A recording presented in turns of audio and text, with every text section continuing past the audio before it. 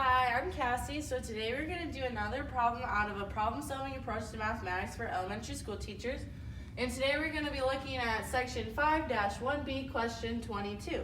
And it says, find out integers x if there are any such that the following are true. So we're going to look at the following examples here. So A says negative absolute value of x equals 2. And this is not going to be true because the negative is on the outside of the absolute value signs here. So since the absolute value signs makes anything in them positive, whether it's a -2, a 2, this is always going to make it negative, so therefore it can't equal 2 or a positive number in general. So that no integers are going to make this statement true.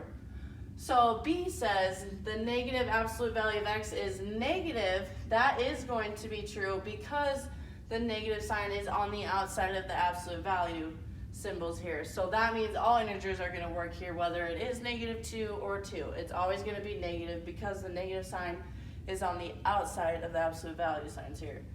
So C says the negative absolute value of x is positive is not going to be true. Just like how I said in B, the negative is on the outside, which is going to make everything negative, so therefore no integers are going to work in this case. So D says negative x plus 1 is positive, and this is going to be true, but only for certain integers. X has to be less than or equal to 0. So if you do anything bigger than 0, like 1 for instance, put a 1 for x, -1 plus 1 is going to equal 0, but 0 is not a positive or a negative number. So you have to do anything less than 0, so we're going to do like -1 for instance. So we're going to do -1, so then obviously those are going to cancel out, so it's going to be plus 1. So 1 plus 1 is 2, which is a positive number. So E says negative x minus 1 is negative, and again this is going to be true, but only for certain integers. But x has to be greater than or equal to 0.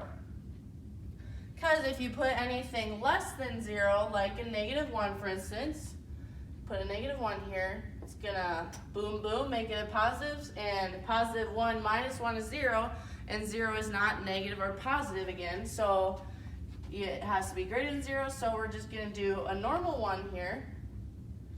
Make that negative sign again. So a normal 1, -1 minus 1 is going to be -2, and that's obviously negative. So there you have it.